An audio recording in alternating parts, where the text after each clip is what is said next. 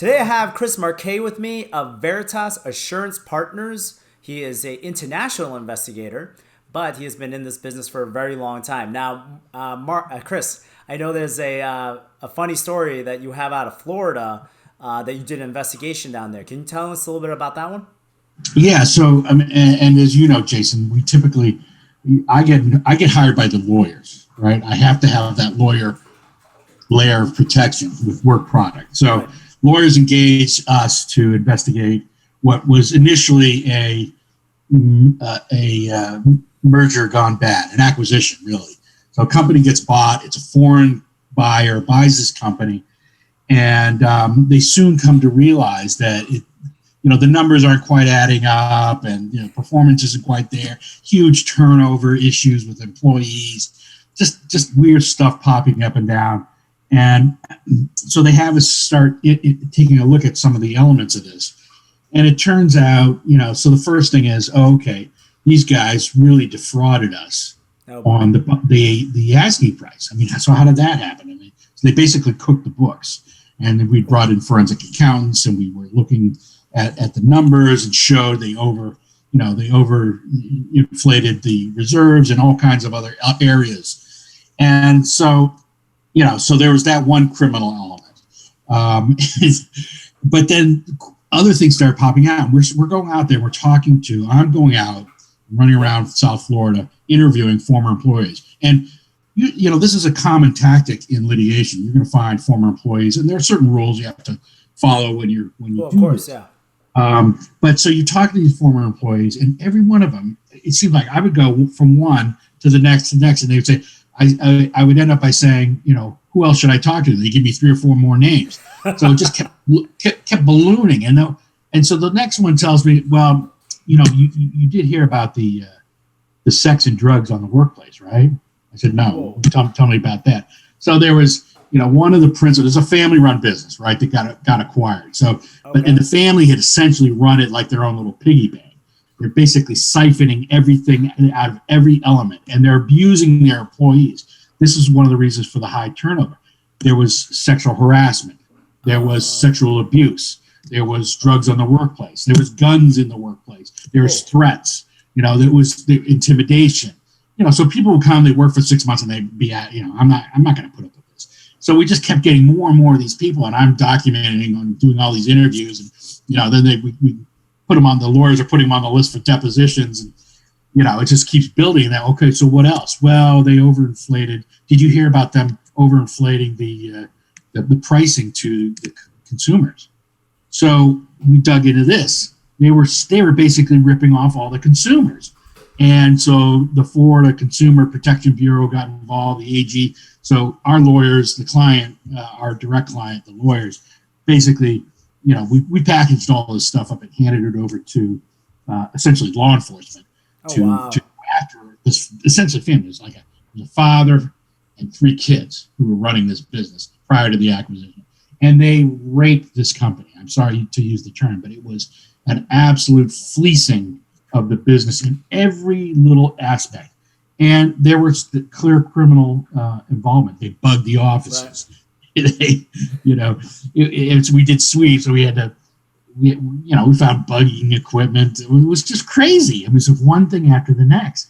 One of the kids, the son, was just crazy, with guns, running around, drugs, and just threatening and assaulting women, the employees. And he ended up spending time in jail.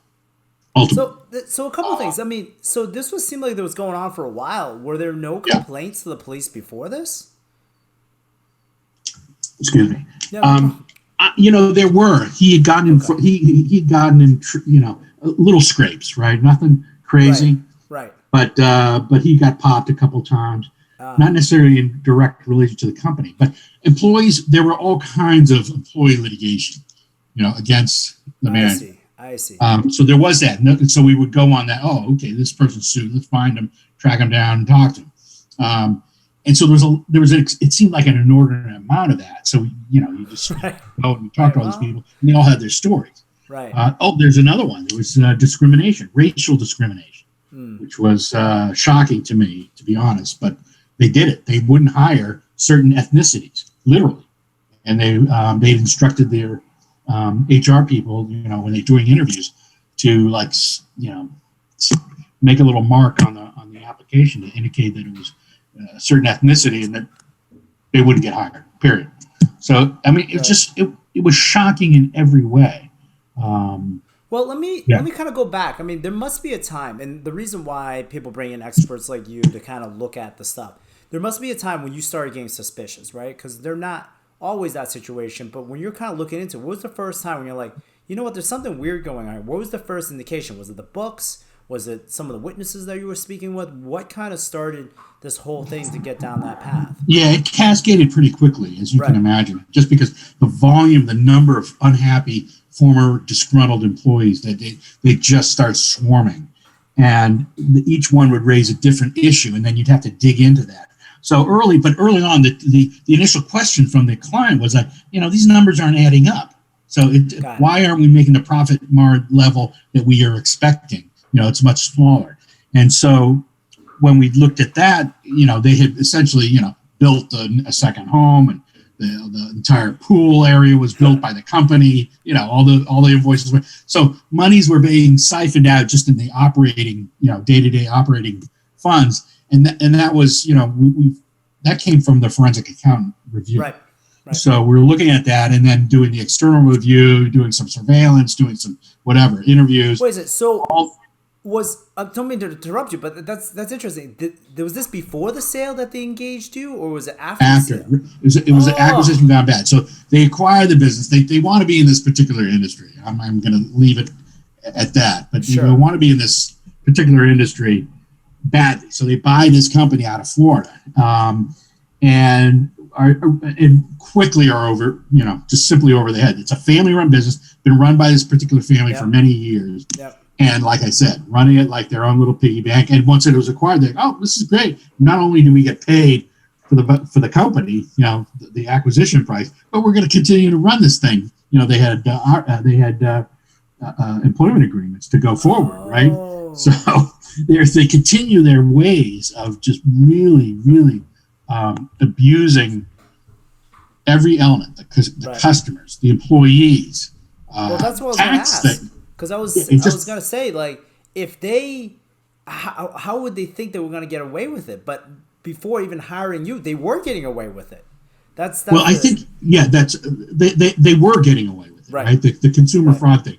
So, I mean, you've seen this before, I'm sure, in your defense work, is that there are the people get into this mode where, well, I deserve this. They're embezzling from the company, let's say, right? They just come to accept it. They've been doing it for 13 years now. And they come to believe that either A, they're not doing something wrong, or B, they're entitled to it, right? Yep. So there's a certain psychological element to this where, at least in the white collar world that I see, that it's not really clicking that, oh, I'm going to get caught. Oh, I'm going to get caught. They don't believe it after a certain point of time. I mean, initially they might get in innocently enough. Oh, I got to pay that college tuition. I can't, or whatever. It's somebody in the bookkeeping office. Oh, I'm just going to start writing checks to myself. And then it just starts adding up. Oh, this is easy. There's no big deal here. They keep doing it, right? So there is a psychological element. And as a layperson in that arena, I can't explain it, but I'm sure you've seen that. Right? Yeah, it does happen a lot, how they try to justify it. But, next time I definitely want to get you back on to talk more about like tips, because if this company engaged you when they were supposed to prior to the sale, you could have uncovered all this stuff and saved them a ton of money and a ton of headaches. And it's because that's what we do. So a lot of the work that I do. So not only do I do work on the dispute-oriented fact-finding missions that get brought in by counsel, but on the front end, in mergers and acquisitions context and large financing, IPOs, vetting key people. You bring in a new executive director, whatever. I do a lot of that kind of vetting of individuals and companies around the globe.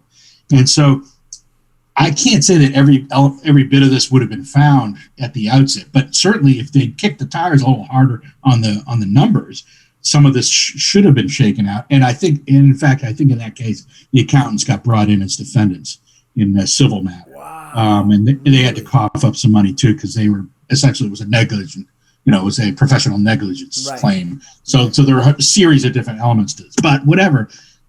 If what we would have done is we would have been looking at the people in the company and looked at and said, hey, look, we would have found all of these former employees who'd sued the company for wrongful termination or discrimination, harassment, etc. Everything you can think of on the employee side that they complained about. And we would have seen that and say, hey, there's an issue here just from employee, culture. Then we would have looked at some of the characters involved. This one particular son was a little wild. And there was evidence of that. There's criminal stuff. He'd spent he'd spent a little bit of time.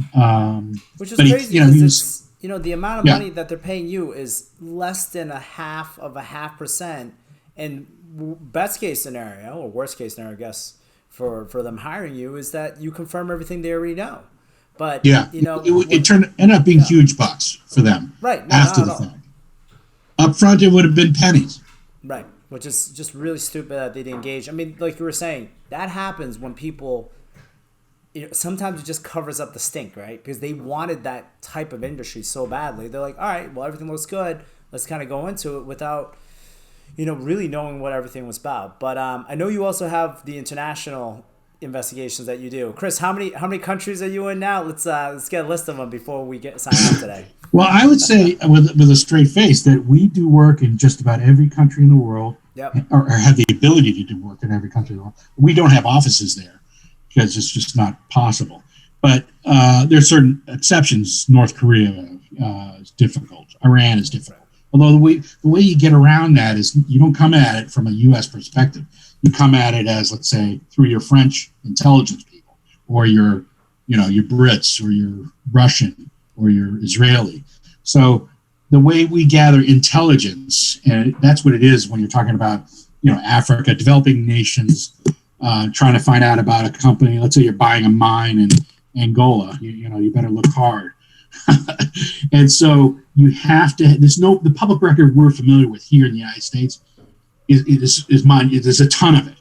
But as soon as you go out of the U.S., even when you're looking at, Canada, Britain, et cetera, Australia, it drops significantly. And then when you get Latin America and Africa, the Middle East, there's really not a lot of public record.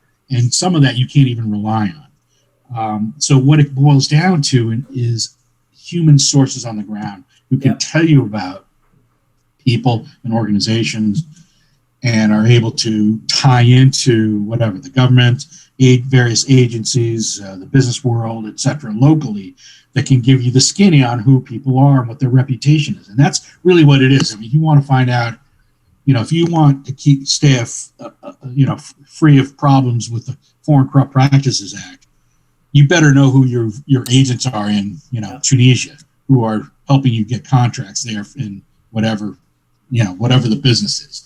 So we do that kind of vetting. Look at the people, and in some of these developing nations, everybody's got their hand out. And you got to be really careful, particularly a U.S. company that's doing business in some of these tough spots. Right. So it comes down to these human sources that can tell us intel. So I engage our people on the ground in those countries, help us gather the intelligence, and do the usual public record stuff, however little or much there might be. Analyze it, look at it, what's their track record been, history, reputation, relationship with the government, et cetera, all of the problems that they might have had, scrapes they've gotten in with, how they dealt with other U.S. multinational companies as they lived up to their, financial obligations, things like that. So those are the questions that you want to understand before you really get too far in bed with, a group somewhere that you don't really know. And that's called due diligence, right? Perfect. So next time, I'm definitely going to have you on to talk more about these disaster stories where they don't do the due diligence, but also kind of talk about some best practices when acquiring companies. So I would love to have you on again and definitely have more of your stories to tell. Anytime, Jason. Thanks for having me on. Appreciate it. Take care now. You too.